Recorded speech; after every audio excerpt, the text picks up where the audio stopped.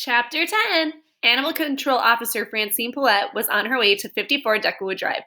Francine, she said to herself, you've never encountered a pig before. This is a career-expanding opportunity.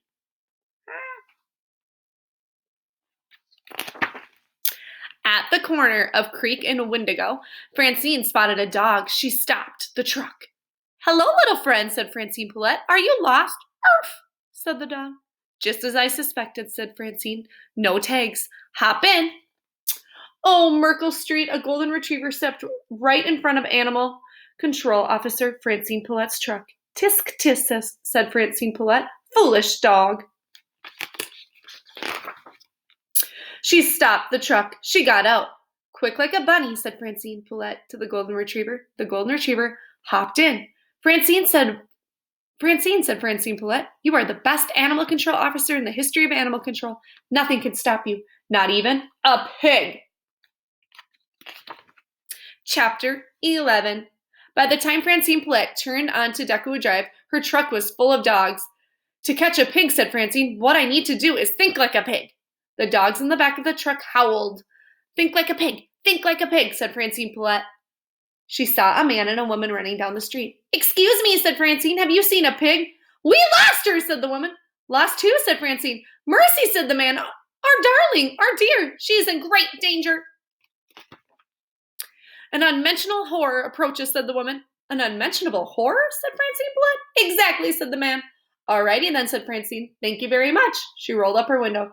You are on your own here, Francine, said Francine Paulette. The locals are crazy as loons. The dogs in the back of the truck barked and growled. I know, Francine told them. Think like a pig. Chapter 12. Mercy was wearing a hat. She was watching Stella pour imaginary tea. She was watching Stella slice imaginary cake. Mercy was not having a good time. Where were the enchiladas and the cream puffs? Mercy's stomach growled. Where were the pancakes? Would you like some more? Said Stella. Some more of what? Mercy wondered. She snorted. Isn't this lovely? Said Stella. I don't think Mercy is happy, said Frank. Everybody is always happy at a tea party, said Stella. I'm not happy, said Frank. I'm hungry. Plus, I look stupid in this hat. Oh, please, said Stella. Here, have some more cake.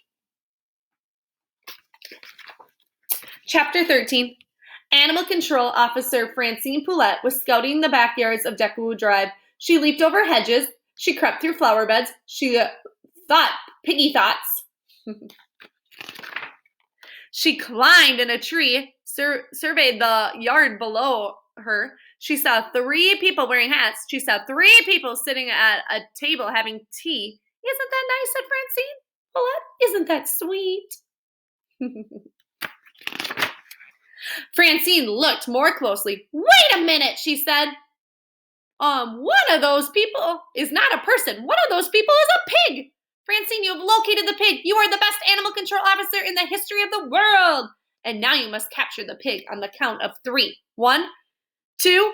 Francine Paulette closed her eyes. She leaped from the tree. 3! Chapter 14. Mercy decided that she had been more than enough. She had had more than enough of nothing. She stood up. She was going home. Suddenly, there was a high-pitched yell. A woman fell from the sky and landed headfirst on the tea table. Stella screamed. Frank screamed louder. Mercy screamed the loudest of all. One street over, Mr. Watson said to Mrs. Watson, do you hear what I hear? That is our darling, said Mercy Watson. That is our dear, and she is in trouble. Mr. Watson and Mrs. Watson started to run. Chapter 15. Animal Control Officer Francine Paulette rolled off the table. She wrapped her arms around Mercy. Think like a pig, said Francine. Mr. Watson and Mrs. Watson came running into the backyard. You found her, said Mrs. Watson. You are our hero, said Mr. Watson. You landed right directly on top of your head, said Frank. I do feel a little woozy, said Francine. Maybe you're just hungry.